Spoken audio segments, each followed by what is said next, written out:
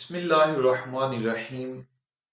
نہایت ہی واجب الاحترام میرے سننے والے اور دیکھنے والے، آپ کے سامنے حضرت سیدنا صدیق اکبر رضی اللہ تعالیٰ عنہ کی شان کے اندر آنے والے صحابہ اکرام رضوان اللہ تعالیٰ علیہم اجمعین کے کچھ اقوال اور کچھ فرامین مصطفیٰ صلی اللہ تعالیٰ علیہ وآلہ وسلم بیان کرنے ہیں۔ آپ نہایت توجہ کے ساتھ اگر سماعت فرمائیں گے تو آپ کو میرا یقین کہتا ہے کہ شان صدیق اکبر رضی اللہ تعالیٰ عنہ جو ہے وہ کھل کر عیاں اور واضح ہو جائے گی۔ بالخصوص آپ کی شان کے اندر جو مولا کائنات حضرت علی رضی اللہ تعالیٰ عنہ کا قول ہے وہ آپ کے سامنے رکھتا ہوں۔ حضرت علی شیر خدا رضی اللہ تعالیٰ عنہ آپ فرماتے ہیں، اے کائنات والو، واللہ ما ولد فی الاسلام مولود ازکا ولا اطہر ولا افضل۔ حضرت علی شیر خدا قسم اٹھا کر فرماتے ہیں واللہ، اللہ کی قسم، گلشن اسلام کے اندر آج تک ایک بچہ بھی ایسا پیدا نہیں ہوا جو حضرت ابو بکر سے زیادہ ازکا، پاکیزہ ہو، ولا اطہر، اور زیادہ طاہر ہو، اور فرمایا ولا افضل، اور ان سے زیادہ افضل ہو۔ یہ کون کہہ رہے ہیں؟ یہ حضرت علی شیر خدا رضی اللہ تعالیٰ عنہ حضرت ابو بکر رضی اللہ تعالیٰ عنہ کے شان کے اندر بیان فرما رہے ہیں۔ یہ فرمانے علی المرتضیٰ ہے۔ تو پتہ چلا یہی مولا کائنات کا نظریہ ہے، کہ جو اہل سنت کا نظریہ ہے وہی حضرت مولا علی شیر خدا رضی اللہ تعالیٰ عنہ کا نظریہ ہے۔ اسی طرح آپ کے دور کے اندر قاضی شریح جو اس وقت کے چیف جسٹس تھے وہ بیان کرتے ہیں، کہتے ہیں کہ میں نے خود مسجد کوفہ کے منبر کے اوپر حضرت سیدنا علی المرتضیٰ رضی اللہ تعالیٰ عنہ کو خطبہ دیتے سنا۔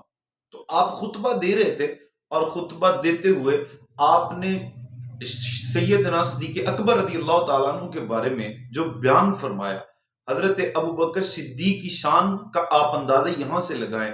بیان کرنے والے کون ہیں؟ قاضی شریح۔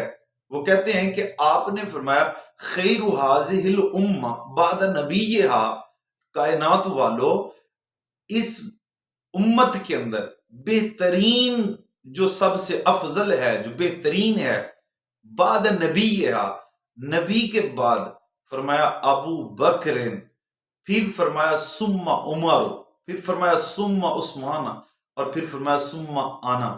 یعنی حضرت علی شیر خدا رضی اللہ تعالیٰ عنہ جو مسجد کے منبر پر بیٹھ کر بیان کر رہے ہیں، فرما رہے ہیں خیر ہذہ الامہ، کائنات والو، ابو بکر کا مقام پوچھنا چاہتے ہو کیا ہے تو پھر سنو مجھ علی سے کہ اس کا مقام یہ ہے کہ اس امت کے اندر نبی کے بعد وہ سب سے بہتر ہے، اور پھر فرمایا عمر ہے، اور پھر فرمایا عثمان ہے، اور پھر فرمایا ثم انا، فرمایا پھر میں حیدر کرار ہوں۔ یہ کون کہہ رہے ہیں؟ مولا کائنات حضرت ابوبکر کی شان کا آپ اندازہ یہاں سے لگائے۔ پھر آپ کا بیٹا حضرت علی شیر خدا رضی اللہ تعالی عنہ کا لخت جگر، حضرت حسن کے بھائی، حضرت حسین کے بھائی، حضرت غازی عباس علمدار کے بھائی محمد بن حنفیہ۔ اب اس روایت کو امام بخاری نے جلد اول کے اندر آپ کی یہ روایت موجود ہے جو حضرت محمد بن حنفیہ سے روایت ہے۔ آپ فرماتے ہیں قلت لابی، میں نے اپنے بابا سے پوچھا، بابا کون ہے؟ بتایا نا کہ مولا علی کے بیٹے ہیں محمد بن حنفیہ۔ آپ نے کہا قلت لابی، میں نے اپنے ابا سے پوچھا کہ خیر امت بعد رسول اللہ صلی اللہ تعالی علیہ وسلم، اس امت کے اندر، ابا جی اس پردہ اٹھائیے راز سے کہ اس امت کے اندر رسول صلی اللہ علیہ وسلم کے بعد بہترین شخص کون ہے، سب سے بہتر کون ہے؟ تو فرماتے ہیں میرے ابا جی نے فرمایا کہ اس امت کے اندر رسول کے بعد جو شخصیت ہے اس کا نام ہے ابو بکر۔ اور آپ کہتے ہیں کہ میں نے پھر پوچھا ثم من، حضور پھر کون ہے؟ تو میرے ابا جی حضرت مولا علی شیر خدا رضی اللہ تعالیٰ عنہ، آپ نے فرمایا ثم عمر، فرمایا اس کے بعد پھر عمر ہے۔ اسی طرح سیدنا صدیق اکبر رضی اللہ تعالیٰ عنہ کی شان کے اندر ایک اور حدیث آپ کے گوش گزار کرتا ہوں، ایمان تازہ ہو جائے گا۔ حضرت مولا علی شیر خدا رضی اللہ تعالیٰ عنہ آپ فجر کی نماز کے وقت وضو کر رہے تھے اور وضو آپ کا خادم کروا رہا تھا. خادم نے وضو کروانے کے بعد اپنا دامن پھیلایا، جولی جو تھی وہ پھیلائی اور عرض کی مولا کائنات کی بارگاہ میں کہ حضور مجھے کچھ عطا کریں. اللہ اکبر. تو حضرت علی شیر خدا رضی اللہ تعالیٰ عنہ آپ نے کیا کیا؟ مسکرانا شروع کر دیا. خادم پوچھتا ہے حضور میں نے تو دامن پھیلایا کہ کچھ عطا کرے اور آپ مسکرا رہے ہیں. تو مولا کائنات شیر خدا حضرت علی المرتضیٰ رضی اللہ تعالیٰ عنہ آپ فرماتے ہیں کہ اسی طرح میں بھی نبیوں کے سردار، نبیوں کے امام، تاجدار کائنات صلی اللہ علیہ وسلم آپ کو وضو کروا رہا تھا اور یہی وقت ویلا یہی تھا اور اس وقت میں نے حضور کو وضو کروایا اور اسی طرح میں نے بھی دامن پھیلایا اور حضور کی بارگاہ میں نے عرض کی یا رسول اللہ کچھ عطا فرمائیں. آپ اندازہ لگائیں علی المرتضیٰ مانگ رہے ہیں اور حضور علیہ السلام سے پتا تھا نا یہ دینے والے ہیں. یہ بعد میں لوگ آئے ہیں جو کہتے ہیں کہ حضور کچھ نہیں دیتے. ہاں یورپ ڈالر دیتا ہے لیکن حضور کچھ نہیں دیتے. یہ عقیدہ کہیں اور بنا ہے. لیکن صحابہ کا جملہ، صحابہ کا یہ عقیدہ تھا کہ حضور عطا کرنے والے ہیں. اللہ تعالیٰ نے وہ اختیارات حضور علیہ السلام کو عطا کیے ہیں. تو حضرت علی فرماتے ہیں کہ میں نے جب حضور سے پوچھا اور عرض کی تو حضور نے فرمایا پوچھو علی کیا پوچھنا چاہتے ہو. تو میں نے کہا حضور آج اس راز سے پردہ اٹھائیں نا کہ کل قیامت کے دن جب حساب و کتاب ہوگا تو اس وقت سب سے پہلے آپ کا کون سا امتی ہے کہ جس کا حساب و کتاب ہوگا اور پھر وہ جنت میں جائے گا، وہ پہلا شخص کون ہے؟ تو حضرت مولا علی شیر خدا رضی اللہ تعالیٰ عنہ آپ فرماتے ہیں کہ آقا علیہ السلام نے فرمایا کائنات والو اس وقت میدان محشر میں سب سے پہلے حساب و کتاب کے بعد جو جنت میں داخل جنت ہوگا وہ میرا ابو بکر ہوگا. آپ نے دیکھا ادھر بھی پہلا نمبر ابو بکر کا ہے، ادھر بھی پہلا نمبر ابو بکر صدیق رضی اللہ تعالیٰ عنہ کا ہے. تو حضرت علی آپ فرماتے ہیں میں نے عرض کی ثم من، حضور پھر فرمایا ثم عمر، فرمایا پھر میرا عمر. پھر میں نے عرض کی ثم من، حضور پھر کون جائے گا؟ تو تاجدار کائنات صلی اللہ علیہ وسلم نے فرمایا کہ ثم انت، پھر تو آپ کہتے ہیں کہ میں حیران ہوا کہ یہاں نمبر تو عثمان کا تھا اور حضور نے میرا نام لیا ہے. تو میں نے پوچھا آقا علیہ السلام سے کہ یا رسول اللہ صلی اللہ علیہ وسلم آقا پھر عثمان کدھر جائے گا، عثمان کا نمبر کون سا ہے؟ تو تاجدار کائنات صلی اللہ علیہ وسلم نے اس راز سے بھی پردہ اٹھایا. فرمایا میرا عثمان وہ جن کو رب بے حساب جنت میں داخل کرے گا ان کے اندر جو پہلا شخص بے حساب داخل جنت ہوگا وہ میرا عثمان ہوگا. اب آئیں حضرت سیدنا صدیق اکبر رضی اللہ تعالیٰ عنہ کی یہ بھی شان ذرا سماعت فرمائیں. جس دن حضرت سیدنا صدیق اکبر رضی اللہ تعالیٰ عنہ دامن اسلام میں آئے، ان ابا بکر یوم اسلم والہ 40,000 دینار ما انفق رسول اللہ صلی اللہ علیہ وسلم. ابو بکر جب آئے دامن اسلام میں آپ کی جیب کے اندر 40,000 دینار تھے اور 40,000 دینار مصطفیٰ کے قدموں پہ قربان کر کے عرض کی حضور آج کے بعد ابو بکر بھی آپ کا ہوا، ابو بکر کا مال بھی آپ کا ہوا. یہ شان تھی حضرت سیدنا صدیق اکبر رضی اللہ تعالیٰ عنہ کی. اور 40,000 دینار اس وقت دیے جب دامن اسلام کے اندر آئے، اور پھر جب جنگ تبوک کا موقع آیا تو حضور نے پھر جب طلب کیا تو بعض روایات میں آتا ہے کہ اس وقت بھی حضرت ابو بکر صدیق نے 40,000 دینار جو تھے وہ مصطفیٰ کے قدموں پہ لا کر قربان کر دیے. تو اس وقت پھر سرکار دو عالم صلی اللہ تعالی علیہ وآلہ وسلم آپ نے جو کہا، آپ نے فرمایا ماں ابقیت لأہلک یا ابا بکر، ابو بکر گھر والوں کے لیے کیا چھوڑ کے آئے؟ حضرین اکرام ذرا توجہ رکھیں. حضور نے فرمایا گھر والوں کے لیے کیا چھوڑ کے آئے ہو؟ تو ابو بکر کا ذرا جواب سنیے. آپ نے فرمایا ابقیت لہم اللہ ورسولہ، یا رسول اللہ گھر میں اللہ اور اس کے رسول کو چھوڑ کر آیا. اور پھر کیا ہوا؟ اللہ اکبر، سننے کے لائق ہے. اسی وقت حضرت جبریل امین آسمان دنیا چھوڑ کر زمین دنیا پہ مصطفیٰ کے قدموں میں آ گئے.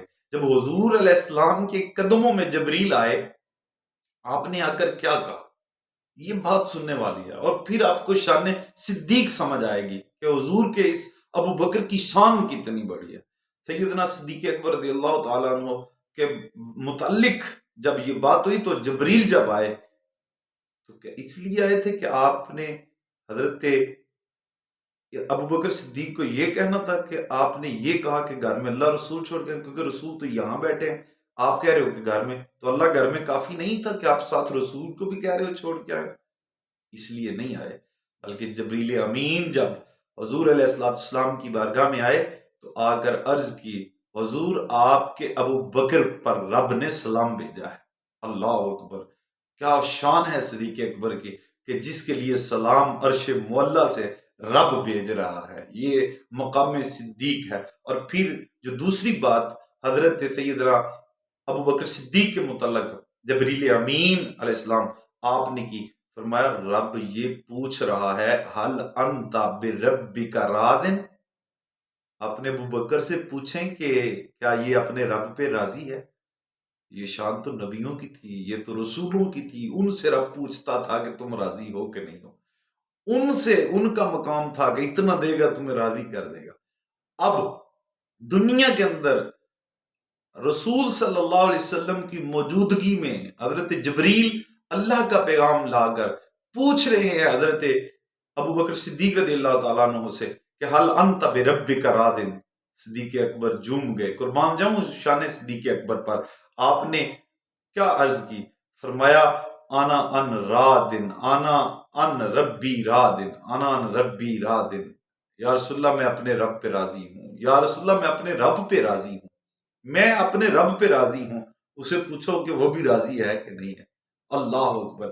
جب یہ معاملہ ہوا تو پھر آقا علیہ الصلوۃ والسلام آپ نے حضرت ابو بکر صدیق رضی اللہ تعالیٰ عنہ کو فرمایا قریب آؤ. صحابہ کہتے ہیں کہ حضرت ابو بکر قریب آئے. فرمایا اور قریب آؤ. آپ اور قریب ہوئے. فرمایا اور قریب آؤ. آپ اور قریب ہوئے. یاد ہے ایک وقت وہ معراج کا تھا جب وہ رب کہہ رہا تھا حضور کو ادنو منی ادنو منی ادنو منی، قریب آئیے حضور قریب آئیے.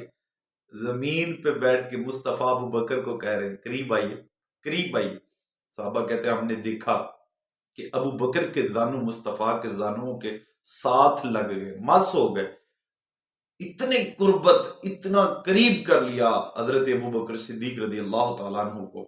ایک صحابی آئے، عرض کی یا رسول اللہ یہ 80,000 دینار اگر کوئی اور بھی دے گا تو اس کو بھی یہ قرب نصیب ہو جائے گا، یہ قربت اس کے مقدر میں بھی آئے گی جو ابو بکر کے مقدر میں آئی. میرے آقا مولا صلی اللہ علیہ وسلم نے فرمایا اے میرے غلام سنو، 80,000 کیا کروڑ دینار بھی کوئی لا کے یہ دے دے تو یہ قربت نہ تو نمازوں سے ملتی ہے، نہ حج اور زکوٰۃ سے ملتی ہے. اور اگر کوئی کروڑ بھی لا کے دے دے تو اس کو بھی یہ قربت نہیں، کیونکہ یہ قربت ابو بکر کے حصے میں آئی ہے جو اس کے دل میں ہے. اللہ اکبر! وہ بھانپ جاتے تھے ابو بکر، حضور کے مزاج کو سمجھ جاتے تھے، آقا علیہ الصلوۃ والسلام کے مزاج کو اتنا سمجھ جاتے تھے، اتنا سمجھ جاتے تھے کہ ہجرت کے موقع پر جب آقا علیہ الصلوۃ والسلام کے پاس جبریل آئے اور آ کے عرض کی حضور رب کا حکم ہے آپ مکہ چھوڑے اور مدینے کو جا کے بسائیں، تو اس وقت حضور جب ہجرت کے لیے جانے لگے تو علی المرتضیٰ رضی اللہ تعالیٰ عنہ کو اپنے بستر پر سلایا اور پھر امانتیں دی. امانتیں دینے کے بعد حضور رات کی تنہائی میں جب مکے کو چھوڑ کر نکل رہے تھے تو پھر کیا ہوا؟ آپ سیدھے کدھر گئے؟ سیدھے حضرت ابو بکر صدیق رضی اللہ تعالیٰ عنہ کے دروازے پہ. جب وہاں حضور پہنچے تو کیا دیکھتے ہیں، عجیب منظر تھا ناظرین کرام کہ تاجدار صداقت حضرت ابو بکر صدیق دروازہ کھول کے ہاتھ باندھ کے اس طرح حضور کا انتظار کر رہے تھے. تو آقا علیہ السلام نے فرمایا ابو بکر جبریل تو میرے پاس آئے تھے، وہ کسی اور کے پاس نہیں آئے تھے، پیغام میرے پاس آیا تھا، کسی اور کو پتا بھی نہیں تھا، تو پھر آپ اس طرح کھڑے ہیں جیسے آپ کو پتا ہے کہ میں آ رہا ہوں. تو حضرت ابو بکر صدیق رضی اللہ تعالیٰ عنہ آپ نے عرض کی یا رسول اللہ یاد کریں ایک وقت تھا کہ آپ نے ایک محفل کے اندر، ایک مجلس کے اندر یہ فرمایا تھا کہ ایک وقت اللہ حکم دے گا اپنے ایک بندے کو ہجرت کا اور وہ اپنے ایک ساتھی کو لے کر یہاں سے ہجرت کرے گا. یا رسول اللہ اس دن سے اب تک جب بھی رات ہوتی ہے دروازہ کھول کے آپ نے نام بھی نہیں لیا تھا کہ کون ہجرت ساتھ کرے گا، کون ساتھی ساتھ جائے گا. فرمایا لیکن یا رسول اللہ اس دن سے لے کے اب تک ابو بکر دروازے پہ ہاتھ باندھ کے کھڑا کہ کب وہ اللہ کا حکم آ جائے اور حضور آئیں اور مجھے ساتھ لے کے چلے. اس طرح یہ شان تھی سیدنا صدیق اکبر رضی اللہ تعالی عنہ کی. اور آپ نے دیکھا پھر مقام کیا ملا. آج بھی حضرت ابو بکر صدیق رضی اللہ تعالیٰ عنہ حضور کے روضہ انور کے اندر آپ کے ساتھ آرام فرما ہیں. 15 صدیوں سے ابو بکر مصطفیٰ کے ساتھ جلوہ گر ہیں. اور قبر کہاں بنی؟ روضہ رسول کے اندر، تاجدار کائنات صلی اللہ علیہ وسلم کے قرب کے اندر. اور یہ جگہ کون سی ہے؟ حدیث پاک میں آتا ہے میرے آقا مولا صلی اللہ علیہ وسلم نے فرمایا ما بین بیتی و منبری روضۃ من ریاض الجنہ. کائنات والوں میرے گھر اور میرے ممبر اور میرے گھر کے درمیان یہ جو جگہ ہے یہ جنت کا باغ ہے. ابو بکر جنت میں آپ کی تدفین ہوئی اور اب تک 15 صدیوں میں جنت کے اندر آرام فرما ہے. اب یہاں سے ذرا یہ بھی نقطہ ذہن میں رکھیں کہ ہر مومن جتنا مرضی وہ بڑا پکا مومن ہے، سوال و جواب کے بعد فیصلہ ہوگا کہ اس کی قبر جنت ہے یا جہنم ہے. قربان جاؤں ابو بکر آپ کی شان پر کہ آپ سوال و جواب سے پہلے جب اترے ہیں تو اترے ہی جنت کے اندر ہیں. یہ شان ہے تاجدار صداقت حضرت ابو بکر صدیق رضی اللہ تعالی عنہ کی. تو اس لیے حضرت ابو بکر صدیق رضی اللہ تعالیٰ عنہ کا جو مقام، جو نظریہ صحابہ کرام کا ہے، وہ میں نے آپ کے سامنے رکھا. اللہ تعالیٰ اسی نظریے کے اوپر ہمیں زندہ رکھے اور اسی نظریے کے اوپر موت آئے. وآخر دعوانا الحمدللہ رب العالمین.